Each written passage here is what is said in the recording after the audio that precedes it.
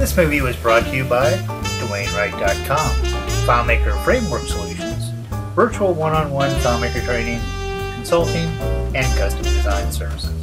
For more information, please visit www.DwayneWright.com. Hello everyone, this is Dwayne of DwayneWright.com, and in this movie we're going to cover the purchase order module inside of InBizness Basic CRM. Now, for most intents and purposes, the purchase orders could be considered a inverted flip of a invoice module.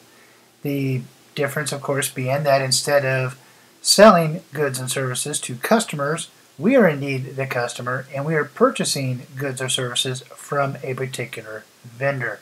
So a number of the actions that you will see for a purchase order are basically the same actions that you would do when you create an invoice. It's just a different direction. So let's go ahead and take a look at the purchase order module now. I'm going to go ahead and click on the purchase button from the main screen. And here's the purchase module. You can see that we have many of the similar informations as far as ship to, bill to, type of information, ordered, payment terms, tracking numbers, line items, activities, subtotals, discounts, grand totals, much of the same things as we'd have in an invoice. In fact, let's go ahead and pull up a new window by clicking this button here. Choose invoices, and then you can see there are quite a bit of similarities. Matter of fact, they even almost match up exactly on size. So they are pretty much a flip of each other. One change that I did do is that when I created the vendor or the ship to information, it's just all one text field with all the data in there instead of a large number of different fields. And that's just because you generally don't do that many searches in that area because you know who the vendor is, and most of the time the customer is yourself. So it just kind of makes sense to have it as one field. It takes up a little less room. So what we're going to do is mimic the same routine that we did before. We're going to jump over to the companies module and create a linked purchase order from a company record. So let's go ahead and jump over to the companies module. Here we can see we do have a vendor listed. We're going to go ahead and click on the purchase order button here, and after we do that, a new blank purchase order will be created linked to this particular vendor. And there you go. That particular vendor right there has been linked up. We do have a new purchase order, and now we can start entering in quantities and products in which we want to buy. Now what I want to do is I'm going to go ahead and close this out and show you that if we take a look at the purchase orders, you can see that we're starting to have purchase orders created for that particular vendor. Another way we can create purchase orders is via the products tab. Again, it's a flip of the invoices. So we can say this is a product that that particular vendor carries. Matter of fact, let's go ahead and add another product just to show that off. So this is the products that that particular vendor carries. I'm going to say I want 2 of the tic-tac-toe software and 3 of the antique mouse pads. I'm going to click the create purchase from down here instead of up there.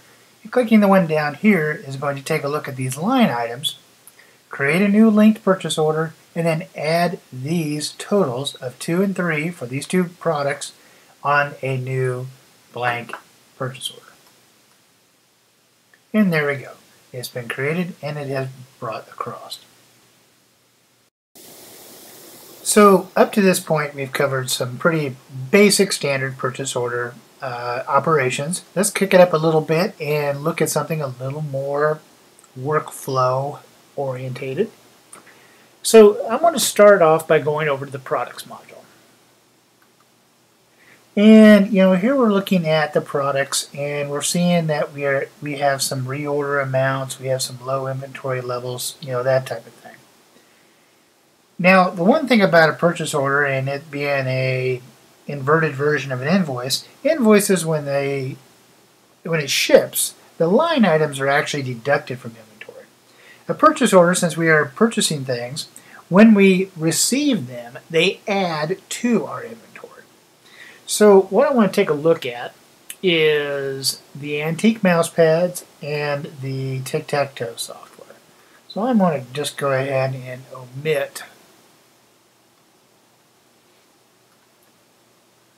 the other two records. Since I've done this movie a couple times and the other ones seem to get in the way. So we have the tic-tac-toe software, which has a quantity on hand of -2.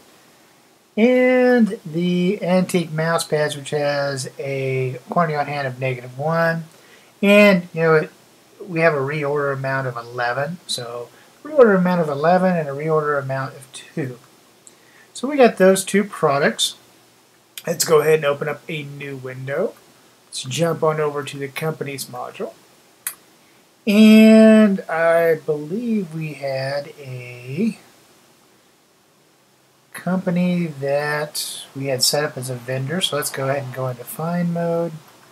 Let's find our vendor. Let's perform that find. We have two vendors. This is one for antique mouse pads. Here's the one that I wanted. Now this company is a supplier of both our tic-tac-toe software and our antique mouse pads, so we needed to have those two. So in antique mouse pads we have a reorder amount of 11, so let's go ahead and put that in. And for our tic-tac-toe software we have a reorder amount of 2.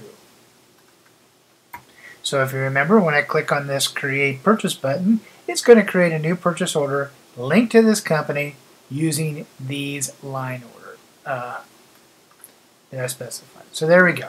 So now I have these two line items coming in. So now,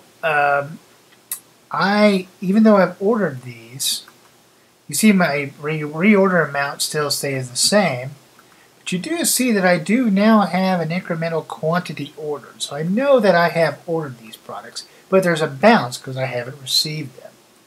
So on this purchase order, let's say I go ahead and receive the entire inventory of the tic-tac-toe software. So I click this button, and I say my quantity received is 2, and I hit submit. So now I can see I have a balance of 0, and here you can see I have a balance of 0. My reorder amount is 0. That's because my quantity received is now 2. So that takes care of that product. Now we still have our antique mouse pads. Going back to our purchase order, we have 11 of those that we have on order. So let's say that we didn't get the entire 11, say for some reason 10 of them came in.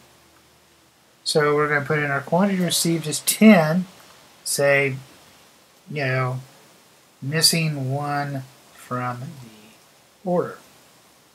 And I hit submit. So here you can see that I have a received transactions of 10 and a balance of 1. Go over here, and again the same thing here. I have a reorder amount of 1. I can tell that I have a quantity order of 11 and a quantity received of 10, so I do have a balance of 1, and I can even check in the receiving and say, yeah, there's the thing. Now let's say, alright, but I'm missing 1 and I want to do something about that. I want Dwayne over, who's my liaison, to find out what's going on. So I'm going to add one activity. And in this activity, say, what is up with the missing mouse pad? Please see the linked invoice. And we'll assign that to Dwayne. So now you can see that activity has been created here for that particular purchase order. And if I were to jump over to Dwayne, the staff, and let's go ahead and see, I want to see today's stuff. There is what is up with that missing antique mouse pad. I go, wait a minute, I got an activity assigned to me. So I pull it up here, and it says, see the linked invoice. So I go into the background. I see that there's my linked invoice ID. I click on here. And I say, okay, that's the vendor. So I call the vendor up and I find out what's going on. Say, okay. I could add in there a comment to that and just say,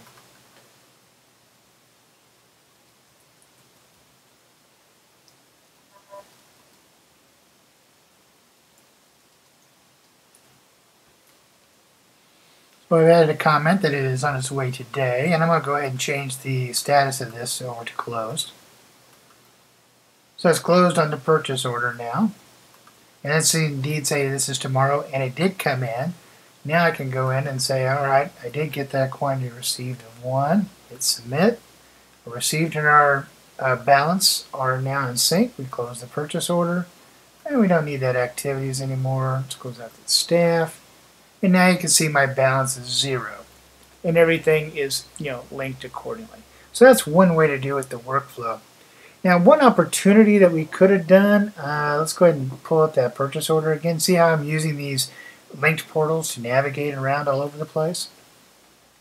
These are some things I didn't do with the linked activities, which is a possible thing that you would want to do. When I created this add one linked activity, I did link it to the purchase order, and inside of that activity I could link it to a staff member. One thing I did not do is link it to this particular company record or that vendor. Or it is possible that you could later on say, I'd like to link it to this particular line item. I didn't add that level of granularity to it, but it would be an option that you could do, or of course you could hire us to go ahead and do that option. But I just wanted to kind of show you a workflow scenario in which activities could be used again as a to-do trigger to help overall business workflow. So I'm going to go ahead and wrap it up on this on the purchase order. Do you have questions or comments about the video you just saw? Please feel free to email me at info@dwaynewright.com. Thank you.